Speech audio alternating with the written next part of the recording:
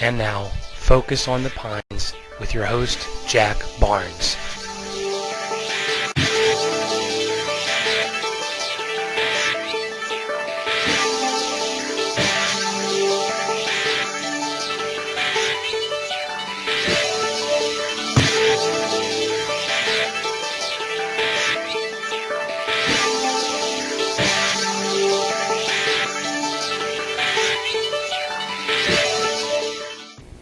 Hi, I'm Jack Barnes, and welcome to Focus on the Pines, where we bring you news, views, and interesting people from in and around Ocean Pines.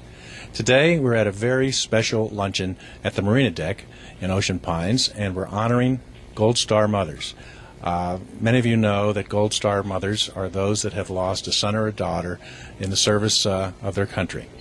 And I don't know if a lot of you know that I had to look it up.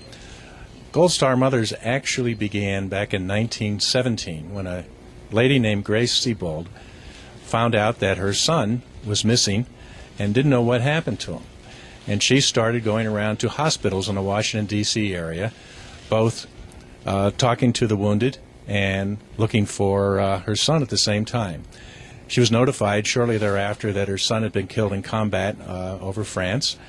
But with all the contacts she had made while visiting the hospital, she decided it would be good to get the mothers together for those mothers that had lost sons. And it was kind of the unofficial beginning of the Gold Star Mothers. As I said, we're here at the Marina Deck, and I'm very fortunate with me, who has helped out with most of this affair, is Marie Gilmore. Marie is the secretary at the Veterans, what we call the Worcester County Veterans Memorial at Ocean Pines. And Marie, thank you for being here, and thank you certainly for helping out. But this isn't the first time we've really looked to honor our Gold Star mothers. No, it's not, Jack. We honor our Gold Star mothers every year, Veterans Day, Memorial Day. And especially on Memorial Day, we invite them to the memorial at Ocean Pines for a very special ceremony. And we have the opportunity to introduce them to the community and to present them with some flowers and just to honor them in a way that they certainly should be honored for giving of their families for our liberties. Well, I know the Veterans Committee has done a fantastic job ever since we just started with, I guess, on a scratch of paper and raising the funds and getting things going. It's a fantastic group. It started literally with a small donation to put up a flagpole at the South Gate. That's how this all got started, and through a grassroots movement and through the hard work of very many people, especially Roseanne Bridgman and Sharon O'Hare, who co-chaired the memorial, we were able to raise quite a bit of money and put up a beautiful memorial that everybody can come and visit and use the way they need to use it. And we're very, very proud of what we have accomplished. Well, you should be proud. You've done a fantastic Tell our viewers job. What was the genesis for the luncheon today? Well, it started with a little simple plan. It was a phone call from Carol Spurrier to Roseanne Bridgman. Carol's the owner of the Marina Deck?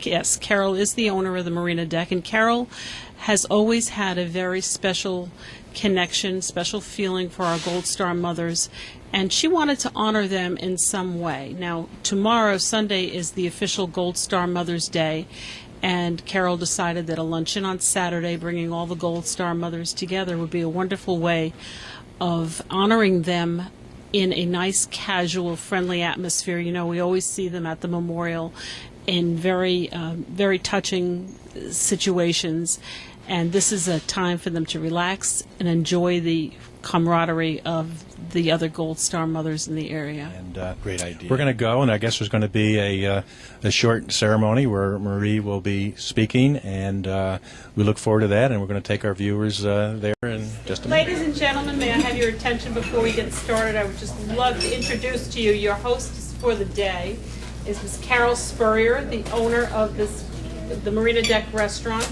And it was Carol's idea to bring the Gold Star mothers together today for a special luncheon to honor you because Gold Star Mother Day is tomorrow officially, but we thought we'd bring everybody together today when we can have more family and friends around in the area. So this is Carol Spurrier. Well, I'm delighted you could all make it. thank you all for coming. We really, really do appreciate it. I'd like you, while you're having your salads, I will begin to read a proclamation from the President of the United States. Thank you. You have to read that again, I think. Thanks, doesn't it? Here, I have it. Oh, I just got it.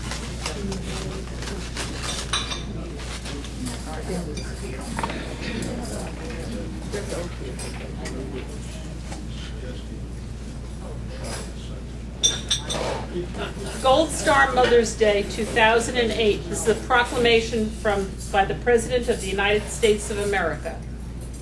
Throughout our history, the men and women of the armed forces have put our nation's security before their own, doing their duty in the face of grave danger. On Gold Star Mother's Day, we pay solemn tribute to the mothers of the patriots lost serving this great nation. Gold Star mothers inspire our nation with their deep devotion to family and country. These extraordinary women serve their communities, dedicate their time to helping members of our armed forces and veterans, and bring comfort and hope to families whose loved ones laid down their lives in the defense of our liberty. Nothing can compensate for their sacrifice and loss. Yet Gold Star mothers demonstrate tremendous courage and resolve while working to preserve the memory and legacy of all our fallen heroes. On this day, we honor our country's Gold Star mothers and remember their sons and daughters' noble service and great sacrifice. We offer them our deepest gratitude and our most profound respect, and we ask for God's blessings to be upon them and their families. The Congress, by Senate Joint Resolution 115 of June 23, 1936, has designated the last Sunday in September as Gold Star Mother's Day and has authorized and requested the President to issue a proclamation in its observance. Now, therefore, I, George W. Bush, President of the United States of America, do hereby proclaim Sunday, September 28, 2008 as Gold Star Mother's Day. I call upon all government officials to display the flag of the United States over government buildings on this special day. I also encourage the American people to display the flag and hold appropriate ceremonies as a public expression of our nation's sympathy and respect for our Gold Star mothers. In witness whereof, I have hereunto set my hand this 24th day of September in the year of our Lord 2008, and of the independence of the United States of America, the 233rd. Signed, George W. Bush. Thank you, ladies, and I have a copy of this proclamation for each one of you. I'm here with Gold Star mother Debbie Grove, and Debbie, your son Jeremy, I understand, and he was lost in Iraq. Yes. Tell us a little bit about Jeremy, if you don't mind. Jeremy was 24 years old when I lost him. He had served 3 tours in Iraq, Germany, Kosovo. He's my only son, the only grandson. Jeremy was in the Army. He was a scout. He was staff sergeant. When he was killed, he was a staff sergeant. Did he always want to go in the Army when he was in school? Not really. He chose that decision in his senior year of high school, and I think he was just undecided on what he wanted to do, and he wasn't heading down the wrong road, but he really just didn't have a career, and that's what he wanted to do to try to turn his life around.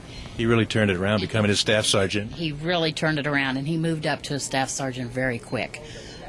Like I said, he was 18 when he went in, and he was 24 when he was 23 when he became a staff sergeant. But after the first couple years, he decided that that's what he wanted to do as his career, and he had made that decision and stuck by it, and he was very happy with what he was doing. He lived and died doing what he wanted to do. Well, sometimes it is people like Jeremy who maybe had a rough start in life, and then the Army straightens them out. That does a world of wonder for some of the people that were under him. Yes, that is true. Jeremy served. I remember a few things Jeremy had told me when he did his boot camp in Kentucky, Fort Knox, Kentucky. And they have battle buddies, and your battle buddy does everything you do. So Jeremy wasn't the class soldier. He would always try he was a class clown, so he would try all these little things, and he was always having to do push-ups.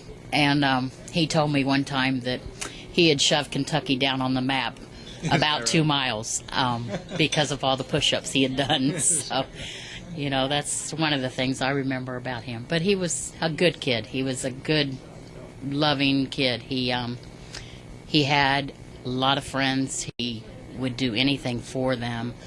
One of Jeremy's best friends was a little handicapped boy, and he looked up to him and did a lot of things for him, and he would do anything for you. He was a good kid. He sounds like it, and somebody that certainly we remember fondly today, and we know he's in a better place. Excuse me for a minute. All right, yeah. But we'd like to thank Debbie for sharing the story about Staff Sergeant Jeremy, and he will not be forgotten. We guarantee you that, and we will not forget him either. And we thank Debbie Grove for Gold Star Mother for sharing her story. Gold Star Mother and friend of mine, Kit Federico. And Kit, from what I remember from our Focus on the Pines interview, you lost your son David in Vietnam. Can you tell us a little bit about David?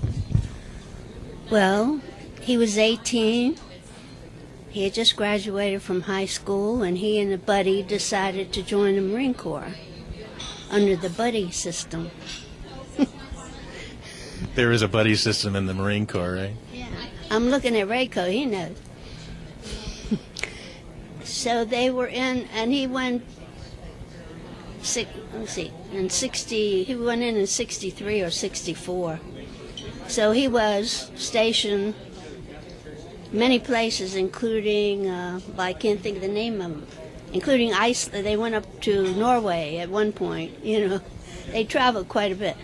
Anyway, he had never been on skis, but he learned quickly. I bet he did. The Marine Corps tells you to ski, you ski. Right? That's right. And then he was down in the Dominican Republic when they had that revolt. I was down there later, and I said something about, in a restaurant, to the manager that my son had been there during the revolt, and he wasn't too happy about that. So I shouldn't have said it. That's okay. So anyway, David was about to get out when he was sent to Vietnam, and he'd been there, several months. Was this in the beginning of the Vietnam War, Kit? 1967. I guess it wasn't the beginning. The beginning of Vietnam was 1965. 5. Yeah. So he had been there maybe less than a year when he was killed in a battle. What was he? Was he stationed with a particular unit, or was he? Yes, he was with the 3rd Marine, 3rd Marine, 2nd Division, 1st Battalion or something. I have it all written down someplace. His buddy, who was with him when he was killed, comes to see me once in a while, and he wrote a letter right after this battle to his parents, and I have a copy of it, and it's in this pamphlet that the memorial At the Veterans Memorial at Ocean Pines published, and he described the whole battle. I've read that, and it's something that we'll see again. It's something to really read. It was very enlightening. Yes. I don't know how he did it. He remembered every detail. Anyway, he comes to see us once in a while. That's great. They say Marines are a family, and they're always a family. Yes. He lives in Texas. He comes all the way up here, but he goes to see his mother in Syracuse. Well, that's great. And this was David Hart. David Meldrum Hart. And we'll be remembering him today as well as in the future. And we want to thank you so much for your devotion as a mother and what you've done, and Gold Star Mothers. And I'm sure you're a real help to all the other mothers that have been through a very terrible circumstance. So thank you, and thank you for your son's service. Let me just say, I received no recognition at all until I moved to Ocean Pines. It only took 40 years to be recognized. Well, it's great that you are, and of course that's Ocean Pines. The people that work at the Veterans Memorial to get that established try to remember everybody, and so they're not forgotten, and we should remember that as well. And I'd like to thank again Kit Federico and for her service of her son David Hart, the United States. I'm here with Elsie Bowen, and Elsie's a Gold Star mother. She lost her son, PFC Samuel Bowen, in Iraq. And Elsie, tell us a little bit about Samuel, if you don't mind. Samuel, as everybody called him, but I called him Smokey. He was a gentle person. He had a big heart. He was a nice boy, a perfect son, and he loved to cook, and he loved his sisters and his family, and he would give to others, more so than he would himself. And he was thought of by the community. He was the only grandson of my mother and the only great-grandson who was named after his grandfather, Samuel W. Boynes. So he was like the fourth generation of Samuel R. Boynes. And he went to Stephen Decatur High School. He graduated in 1983, and he has three children. And he was just a good all-around person that just loved everybody and would give his heart. Was the military something that he had really looked forward to joining after school? He joined after school. He went in 1987, and he stayed to 1991, and then he volunteered to go back to Iraq.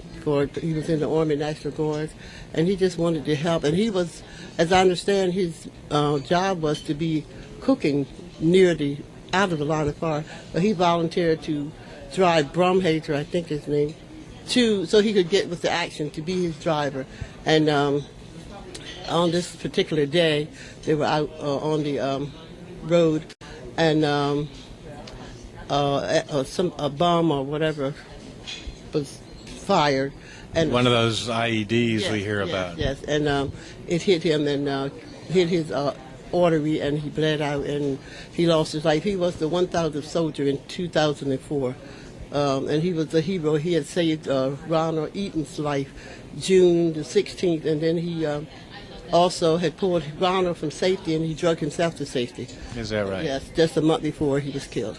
As a PFC? Yes, as a PFC. That's something. Yes, he was promoted or whatever, promoted, but they never did, state that. But he put others before himself when he was in civilian life, and he did the same thing in the military life. He always wanted to take care of everybody else, and he just always was there. He had two sisters that he adored, and then me, his mom, and we just miss him so terribly much. I thank God that he has given me comfort. It's like what one father said, it's a wound that never heals. It's a wound that never heals. That's true, and hopefully we can believe that he's now up there in a better place. And we'd like to thank you, Elsie, for sharing with our viewers the story of Samuel, and we thank him certainly for his service, and we thank you for all that you've done. And it's good to see you again. Here with Mary Elsie Bowen. And you may recognize Mary because her son Paul was the chef at the yacht club, and he's has a column now in one of the local newspapers, the Bayside Gazette, and is doing some other things as well. But a lot of people aren't aware that Mary's son Dan and Paul's brother, part of a large family, Daniel was killed in Iraq, and Mary. In Afghanistan. Thank you for correcting me. Let me let you tell a little bit about Daniel. He was in the National Guard? He was in the National Guard and was a lead scout for his unit. And he was injured in Afghanistan in 2006 on April 1st. He lived until August 3rd of that year. And before he died, and that doesn't make. But anyway, he was a very dedicated soldier, as I found out. So many of these military are so dedicated and so absolutely convinced and loving doing what they do that there's nothing else they can think of. Really. Did Dan always plan on doing some of the military? He was in the Guard, and sometimes people going into the Guard are are going in for education or something to that effect. Was he surprised when he was called up? No, he was actually a career military. Started out as when he was a kid, he was in revolutionary reenactment groups in Annapolis. And he was in Ferguson's artillery. Before that, it was Dorsey's. They were defeated, so they became Ferguson's, and he was in that unit for years. And I just know he was very, very interested in the military all his life, and it was what he wanted. Now, Danny came from a rather large family, I understand. Is that true? Danny, yes, is my number 7 child. There were 5 boys and 3 girls, and Paul, that you all know, was the youngest, and it was like sort of raising a machine. They all worked together and did everything together. It was a wonderful, wonderful experience. Now, it's kind of tough on the moms. I know, having one son in the National Guard, having a couple. Paul had a close call at one point in overseas, did he not? He wasn't overseas, but when he was in training, he had a Humvee that was in a Humvee accident, and the vehicle rolled on him, and he did have injuries from that. So. But something that I'm sure that you didn't want to hear. I know, like my wife, anytime something happens, it's a mother has a special bond with a son and a daughter. It's indescribable. It's just part of your life. They're part of us. We're part of them, and I don't even know how to explain it. But we were just discussing this at the table, that people will say, "Well, you'll get over it," but a loss like this is a loss, and it never goes away. But it does change over the years, and you have wonderful, wonderful memories, and. I look back over all the years and think of Danny and how we used to go camping and how he sort of was our wood chopper in the house. We had a wood stove. Danny chopped so much wood he actually bent the mallet, the wood chopper, So these are things that you can remember and just have wonderful thoughts of. It's great to have great memories, and I'm sure you're a comfort to a lot of the other Gold Star mothers as well. You have anybody that raises that many children has to have things organized, have a great attitude, and obviously your children have done very well. And we certainly like to, from all our viewers, thank you for Danny's service, and thank you for being willing to share some of that story as well. Thank you for having us and being part of our lives. We all appreciate that too. It's an honor. Thank you. You've heard from our 3 Gold Star mothers, and certainly have stories that obviously impacted their lives and impact all our lives as well. And we're certainly appreciative of the service they have given to our country, and they will not be forgotten. This is Jack Barnes for Focus on the Pines.